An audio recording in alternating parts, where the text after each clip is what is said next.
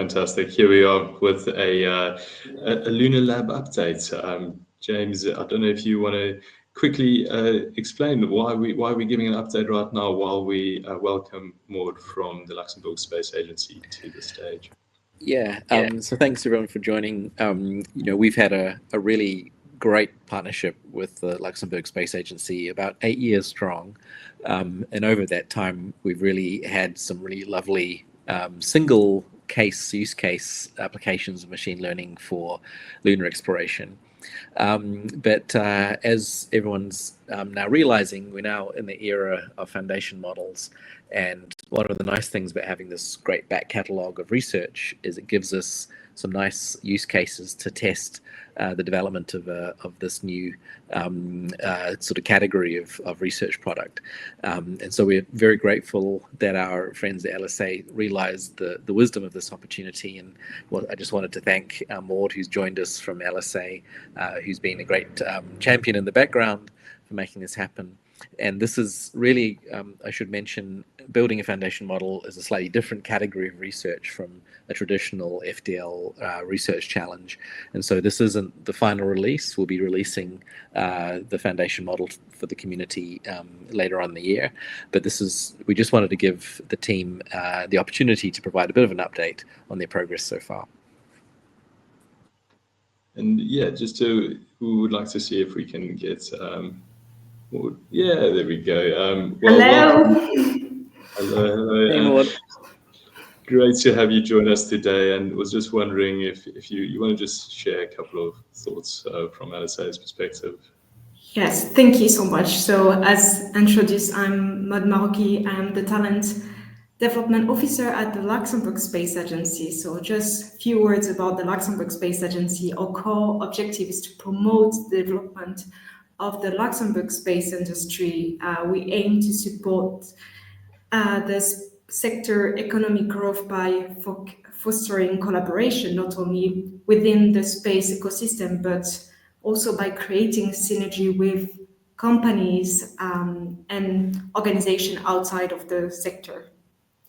A key part of our mission is also to support the development of skills and expertise, ensuring a long-term sustainability and success of the space sector in Luxembourg.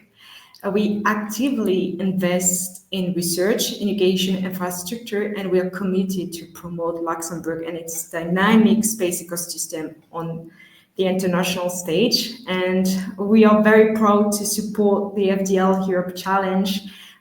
This initiative aligns perfectly with our national space strategy, which focuses on enabling the local space industry to develop sustainable activity in space and to advance responsible use of space resources. And we believe that the Lunar Foundation model will be a valuable tool for all those involved in prospecting and the utilization of space resources. We look forward to see the update of the LUNARLAB team today, and we wish you the best of luck for today's presentation. Thank you so much for joining us, and yeah, I cannot wait to see what's going to be in store in the technical presentation a little bit later in October, and very excited to be diving into that. And yeah, just before welcoming the team to the stage, just wanted to also shed a little spotlight on our partners, and this in particular from SCAN. So just would like to welcome Neil Christie to the stage, Solutions Director at SCAN. And yeah, as we've heard about throughout the afternoon, these fantastic research outputs, all of that is unlocked by SCAN. So yeah, Take Heart and Soul really produces science, heart and soul for us. On the technical side, if we want to go there, what you saw from the clouds team that's used a DGX cluster. There's another DGX cluster that was really doing some hard work and heavy lifting behind the scenes as well. A whole bank of L40s. All of these things provided by SCAN with in concert with Google Cloud has really unlocked the potential of this work. So thought it would be just great to highlight that, and thank you Neil and Scan, of course, for supporting all this. And yeah, I thought it would be great to get maybe some perspectives from you and what you've seen this afternoon. Thanks, Mike. Well, definitely it's been the highlight, not just of my day, but actually my week. So thank you, everyone that's been involved in this. It really is fascinating, and the use cases really is where it brings it alive. So again, I can't say how much of a privilege and a pleasure it genuinely is to be involved. However, I think we've all failed if we can't get the Shrug FM meme trending. So I do want to be seeing people tagging one another at that throughout the day. So I think, in terms of what Scan have been doing, to support research and what we do generally, following, NVIDIA's track and supporting research and education establishments, not just in the UK, but across Europe. This is what brings it to life for us. Being able to actually see the end result, being able to provide infrastructure to those that need it. The brightest minds should get the best tools, and that's what we're here to do, just to facilitate that. So as I say, it's been genuinely a pleasure to listen, and I can't wait for the next presentation, if I'm honest. Amazing. Well, let's not stand in your way, Neil. Thank you so much for joining this afternoon. And yeah, let's move on to our final presentation for the day from the Lunar FM team.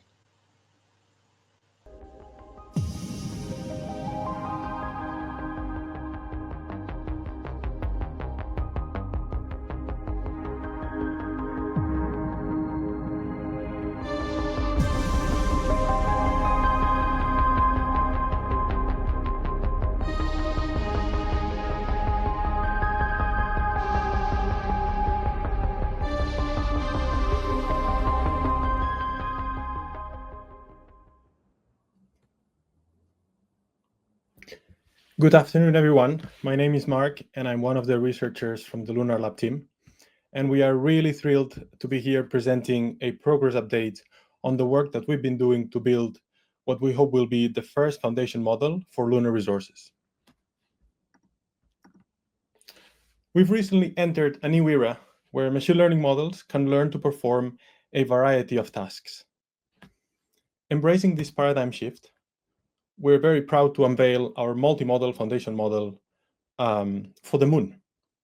What you're seeing on the screen is a three-dimensional projection of our unified multimodal lunar embeddings, which are at the very core of our foundational model.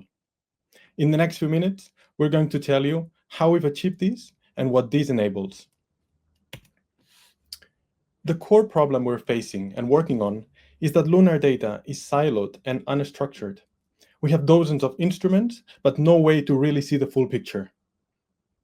This begs the question, how can we extract new insight from multiple lunar instruments?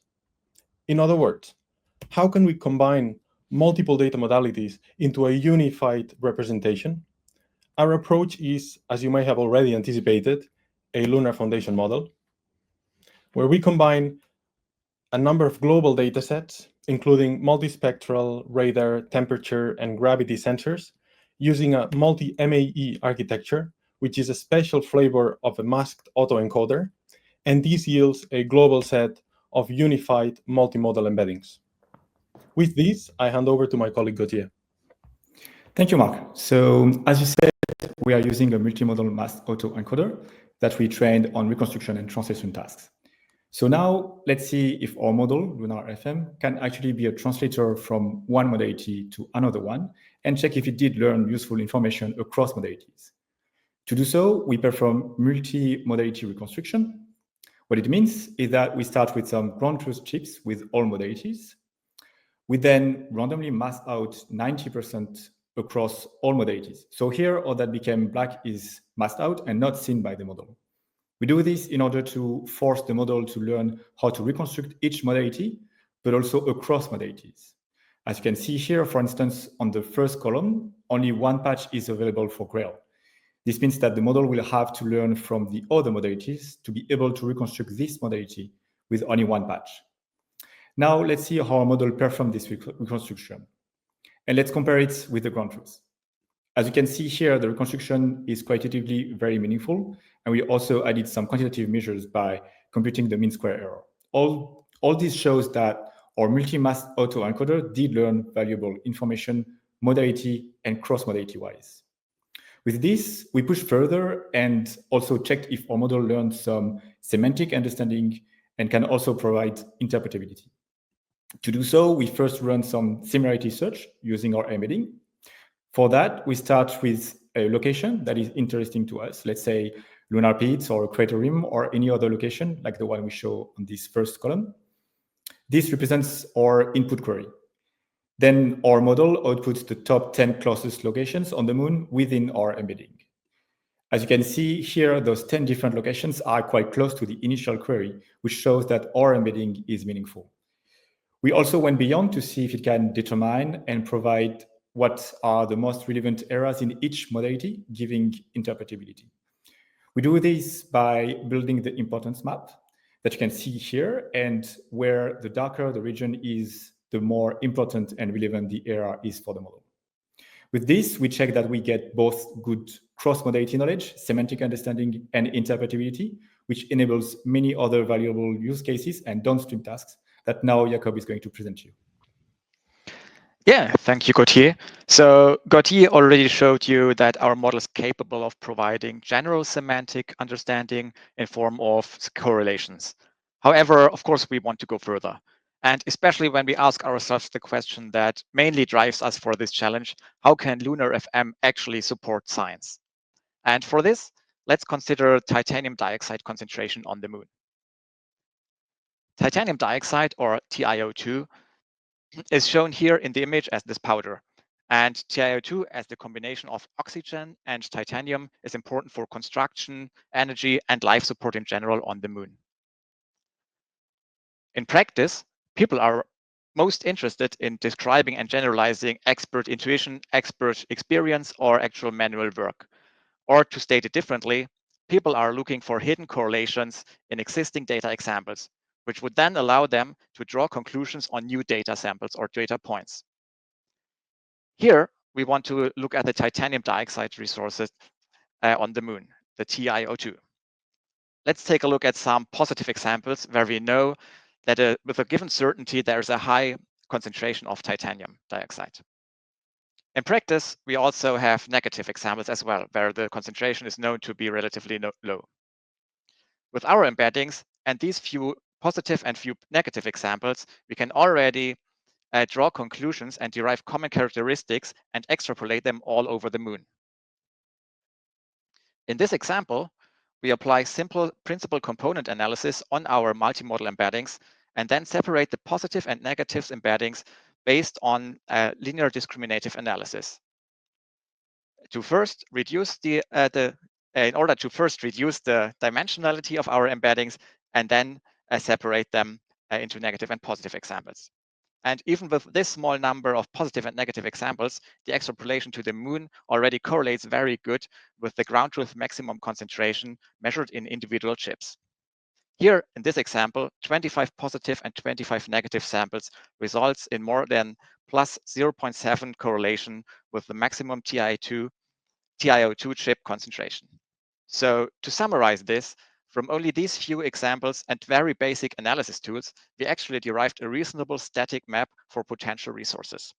And with this, I hand over to my colleague, Sumit. Thank you, Jacob. This is powerful, but it's still a static map. But one more thing. The real future is interacting with this knowledge. So what if we could just talk to the moon? This is a short teaser of our lunar analyst agent. As you can see, one can use plain language to inquire about different regions of the moon based on their location or features. Here we are asking the agent to find regions similar to a known high titanium site based on geophysical models from the scientific literature as a guide. In the backend, the agent is using our foundation model as a tool to perform this analysis in real time. Therefore, this is how our analyst enables us to talk to the lunar data using natural language as a medium. So what have we delivered? Not just a model, but a new capability stack for lunar exploration. A unified data stack, the core multimodal embeddings, high confidence prospectivity maps, and a prototype for agentic analyst. This is our contribution, but it's just the beginning. So what's next? We plan to release our Lunar FM for evaluation in October. We welcome the entire lunar exploration community to join us to test the capabilities of Lunar FM and build upon it. Last but not the least, we would like to thank all of our faculty, advisors from ESRIC, LSA, Datarock, and our compute partners, ScanAI, NVIDIA, Google Cloud, for making this a reality. And this concludes our update. Thank you.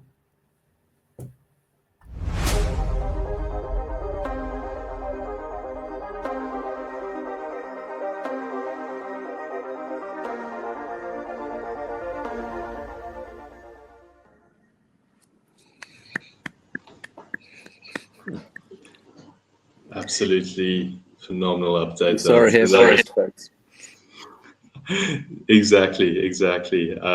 But yeah, wow. It doesn't even feel like an update that was polished. I cannot wait to see what happens in October. Thank you all for joining us this afternoon. We really want to be celebrating what this summer has meant. There's been a lot of hard work put in, and this journey is really a journey that's worth sharing. So for this, we have our collaboration awards, which James and I will be double teaming here. We really do want to emphasize that this is a journey that we've done together. And James, I don't know if you want to maybe share some thoughts on what the collaboration awards mean. Well, yeah, I think, I mean, I've already sort of poked Silicon Valley already this afternoon, but, we at FDL, we're much more interested in collective intelligence than we are in single point intelligence. And I talked about cybernetics and network intelligence, but that also applies to teams and the way that we work together. And one of the things which we really work hard on is really this idea that we're creating a kind of a community that's smarter than the sum of the individual parts. Although I should say that our FDLs are pretty smart. But this is really what we care about. And even though we use the word awards, this really isn't about an award. This is about celebrating our collective work together. And so again, really thankful for the big efforts that everyone's made, and let's just reflect on what's been achieved. Yeah, and with that, I think, let's dive into it. So the first award that we have is for the most dramatic pivot. Now, pivoting, as we know, is an action that is taken when new opportunities arise unexpectedly. Sometimes this means starting completely from scratch, and after a lot of commitments already been put down a particular path. The most dramatic pivot award represents that these changes in direction, at times unwanted, are certainly necessary. And for this particular one, I'll go for this. The winner of this award, drum roll please, is the StarCop2 team, who with the support of amazing faculty and advisor team have truly shown what can be achieved as the team has reimagined the possibilities of real-world application and not just the sort of the theoretical modeling aspects. Thala leading the charge in unauthored rectification. Didn't even know that was a word until this summer. Maggie unlocking the potential with... I don't think it was a word.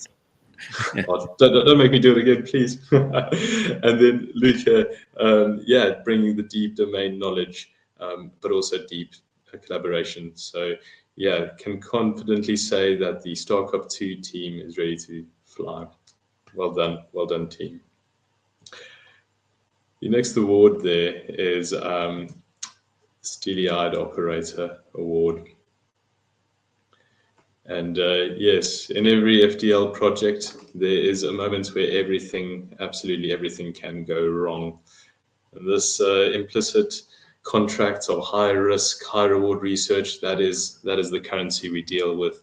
And if you don't go through this, then to be honest, your work is probably not new enough. So remaining clear-eyed and clear-headed in this moment is a rare quality, and without it, FDL wouldn't deliver. The steely-eyed operator acknowledges the efforts of every team member who's regularly been the calm voice of the storm. And I think this this particular award is quite apt in talking about being the calm voice in a storm, because the steady-eyed operator award goes to, drum roll, 3D Clouds team. So the 3D Clouds team, with the incredible faculty and advisory team, have pushed the reconstruction of 3D Clouds even further. No challenge was too daunting this summer, whether it was the unleashing the full capabilities of the DGX cluster we've heard of and making it really sweat, or going full sense agnostic with the Sensei as well. We want in particular to highlight the contributions of Shirin, who, by combining both her expert knowledge and everything she's learned about machine learning this summer, coming from a domain side, has really shaped the pathway for the project to make important scientific discoveries. And then also to Cesar, who's rolled up his sleeves and got stuck into unblocking every roadblock there was and unlocking the potential of data for the community, no matter how daunting that challenge was being. So absolutely huge congratulations to the team, and yeah, keeping steely-eyed. Mike, do you want me to do unexpected discovery? I think so. Every year has these surprises, so please, yeah. All right. So, just like dirty dishes helped the discovery of penicillin, and melting chocolate bars triggered the creation of the microwave, the Unexpected Discovery Award represents that ability to stumble upon a breakthrough. As Plato once said, science is nothing but perception. So, the winner of this award goes to the distribution team, which is part of the Foundation Models for Extremes team. It takes guts to do new work, but researching and finding one metric in a gastrointestinal conference paper, which is what this team did, and this is shown here on the screen here, has been truly impactful to the way that this team quantified and validated their outcomes. So this is what FDL is about, finding the nuggets and bringing together the interdisciplinary thinking that creates those new discoveries. So congratulations to the distribution team and the entire Foundation Models for Extremes team. Literally takes guts sometimes, doesn't it? Yeah. Our next award then is for the Heroic Comeback Award, and I'll pitch this up, and then I think James, you can go forth with it. So the Heroic Comeback is really an acknowledgement that when discovering something genuinely new, you sometimes first have to fail, and that's only half the story. So simply failing isn't enough. It's about getting back up, learning, evolving, trying again, and this is how legends are made. And I think we have all sorts of legends this summer within FDL, but did want to highlight one particular team. So without further ado, Am I doing the reveal? Shall I do the reveal? You're doing it, yes. Okay, Heroic Comeback, drum roll, goes to the LUNARLAB team. They've tackled one of the hardest, most fundamental problems in lunar science, turning a chaotic mess of lunar data, siloed, multi-sensor, into a single unified understanding framework, which will be hugely phenomenally useful for the community. At day one, they faced huge challenges of whether this data was even viable. Could we ever dream about turning the shadows of uncertainty in our knowledge into our lunar knowledge into a clear, queryable map of resources that you can literally talk to? This is a phenomenal thing to have achieved. So I know this team have worked a lot of long nights. It's been a huge effort to get to this point, but I think we'll all agree you guys have done something really substantive, and so we wanted to give you this Heroic Comeback Award. Incredible. Thank you so much, team, for and across the board, those hard yards earned, and the digging deep has been really something to behold. I would also like to, for the last couple of awards, give the opportunity. We're diving into some particularly fundamental awards in the sense of the spirit of FDL, and would love to invite Alison back onto stage from NVIDIA, who really embodies FDL spirit through and through. So I'll set up the first one of these, and that is the Collaborative Spirits Award. So the Collaborative Spirits Award is the representation of FDL's beating hearts, interdisciplinary research. It supports the idea that to achieve great things, 2 or more like 20 minds are better than 1, and the knowledge exchange that goes with that is really key to unlocking the potential of the science there. So with that, are you muted, Alison? Oh, we can't hear you. I can't hear you. oh.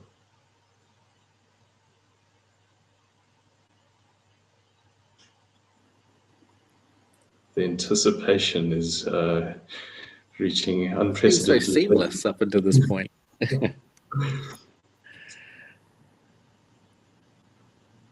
While we do that, I think I'll give the teaser for who this is for, and we have another 2 awards that really want to be highlighting. But in this particular case, the Collaborative Spirit Award goes to the Foundation Modeling in Extreme Environments team, and look at that bench there. I'd like to flag that the nominations for this award from the team explicitly included the faculty who have been incredible enablers. The large team, which includes FDL research fellows, have been the embodiment of collaboration across different, very targeted research areas. We heard of the distribution team, there's the uncertainty team, everyone working together and really working together with rolled up sleeves and a never say never attitude to truly have impacts bigger than the sum of their parts. And to me, this is what makes FDL. So congratulations, team, and thank you for an incredible summer. And then, it is not just about the research teams and making the summer happen. We have a new award, a Pillar of Support award, that really takes into account FDL and its community. This award goes to the reviewer or advisor who has made an outstanding contribution to the summer research sprint as nominated by the teams themselves. And without these pillars of support, we cannot hope to achieve the breakthroughs that the world needs. Just want to do a quick mic check there, Alison, if we have you. Oh no. Oh dear. That's okay. Thank you for joining us here in support and in spirit. Perhaps Alison can mouth perfectly in time as you read it out. With a slightly deeper and thick South African accent. We'll fix it in post. Yeah. James, can I tee you up for this particular one? Yeah, okay, let me do this. All right. Sorry, Alison. So this award recognized Stefan Knockblock for his extraordinary dedication, resilience, and unwavering support in the face of profound personal adversity. During some of the toughest weeks of his life, he gave the team extremely valuable input in his advisory role. He came to the reviews, he fully participated in the exploration week, helped brainstorm for the final presentation, and helped make grounded decisions when choosing the direction of the project itself. These are all things well and above any expectation we could have had for you, Stefan, and we're so grateful that you made the time and were able to join us. And we'd like to wish you a speedy recovery.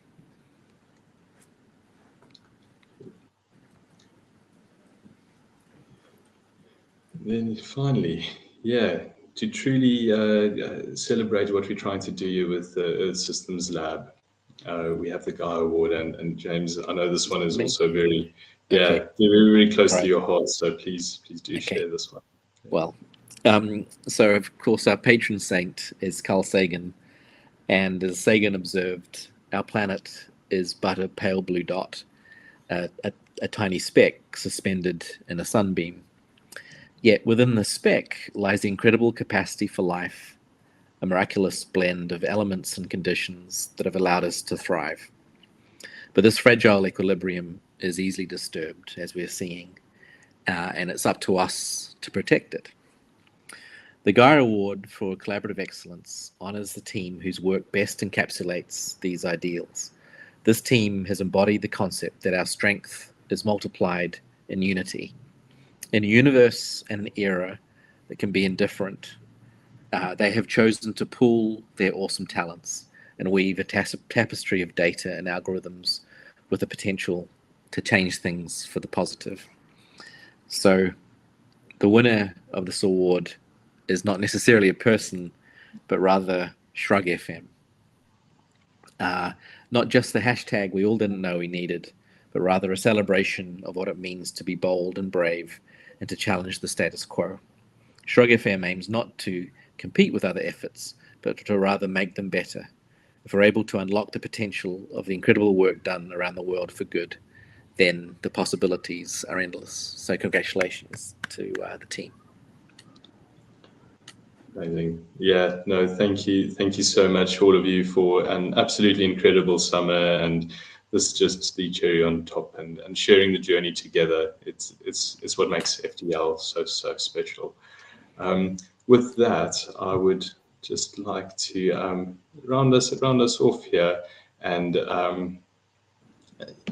have some concluding remarks, James, from yourself. We've come to the end of our formal proceedings, and would love to just tie this all up together, and wish you all an incredible afternoon afterwards.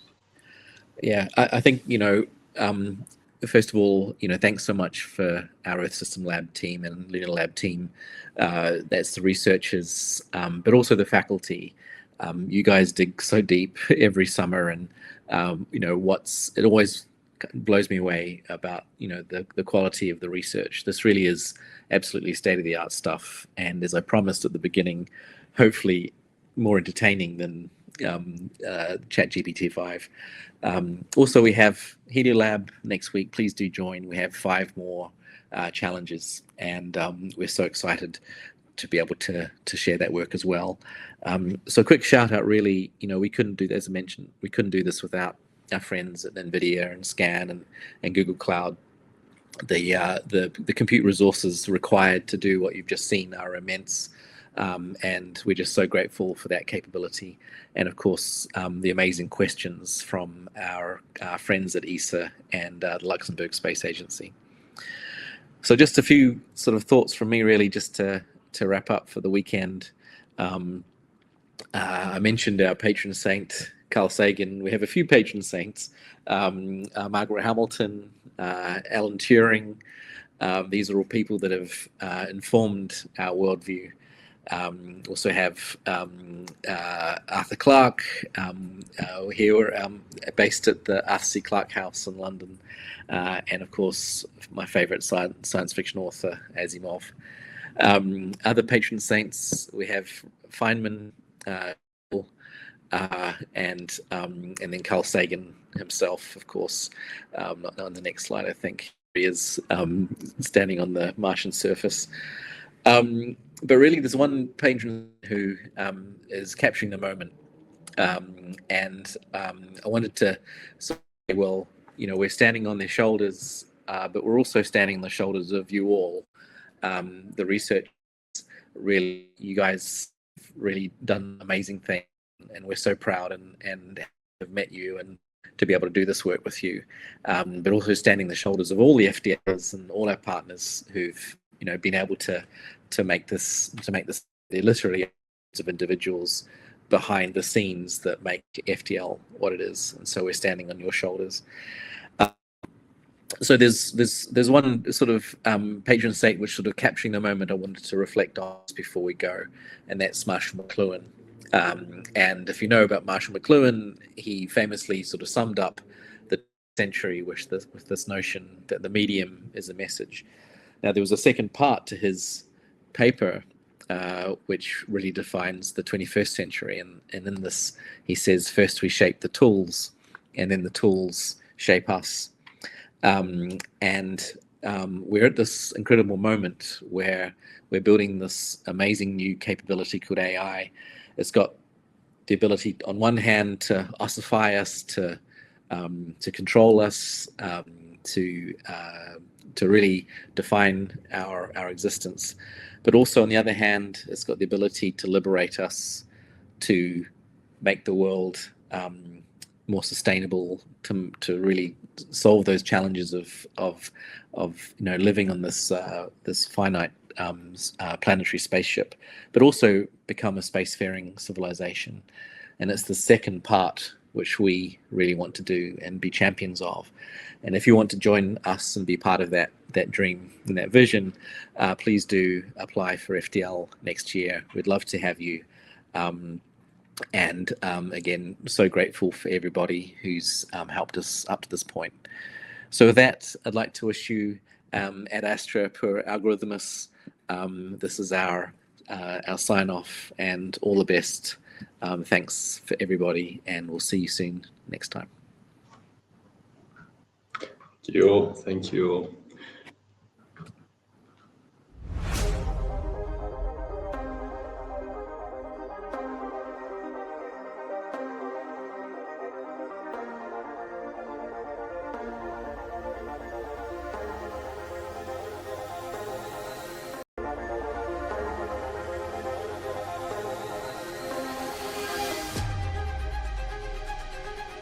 The FDL Earth System Lab has been pushing the edge of AI application in understanding our changing climate and how we can be better stewards of our biosphere. AI is becoming a powerful tool in both understanding complex systems and the implications of decisions we make collectively and as individuals. We asked 3 of our senior FDL faculty team to reflect on progress, what we now know how to do, and give us a glimpse of what the future holds. We're moving towards a point where I do think AI is going to be in most places, and for good reason. I think it's actually very powerful as a statistical tool, as a tool for also informing humans. It's got a lot of capacity, and in a sense you've got some big black box that's a jack of all trades, but you could also tune it to be a master of some. So it's very versatile. But yeah, I really enjoy the fact that upon application, once we sort of zoom into specific use cases, you can sort of also find interpretable equivalents of AI and, unpack it into why it's behaving the way it is, how it converges asymptotically, let's say, to some other sort of equivalent, much more basic model. So it's really cool because it's really powerful, it's really versatile, but it's also, at the end, once you've actually zoomed into a specific use case, kind of interpretable if you actually try and unpack it. I'm quite excited to see what we are able to do in the future. I think some of the most exciting stuff that's going to come out of the current pace of AI development is the linking of concepts that weren't linked previously. So if you take an LLM, it knows about loads of stuff. And it doesn't matter, even if you think they're only as good as a high schooler in terms of knowledge. The one thing that these things have got is all of that knowledge in one place, and humans just simply cannot hold that. We don't have that kind of capacity for facts. We don't have that capacity for, even if, let's say, AI development stalls, what these things do have is this connections between subjects and concepts that I think it would be incredibly difficult for humans to replicate without a lot of effort. And so that, I think, is where a lot of exciting stuff is going to happen, is the linking of things that weren't previously linked in a sort of cross-domain. Something that I enjoy that to me is very valuable in FDL, it is the level of exposure. It really is an opportunity to shine, but it's an opportunity. People have to grab it. It's an opportunity to shine in front of a very wide, worldwide audience of people from NASA, from ESA. Usually each one of us individually will never have this opportunity. I try with the teams that I work with, I try to make emphasis on the opportunities there, but it's up to the people to grab it. FDL Earth Systems Lab has shown the way in the application of AI to the stewardship of our planetary spaceship. We thank our advisors, guest experts, partners, and lastly, FDL's amazing researchers for the last 10 years of inspiration.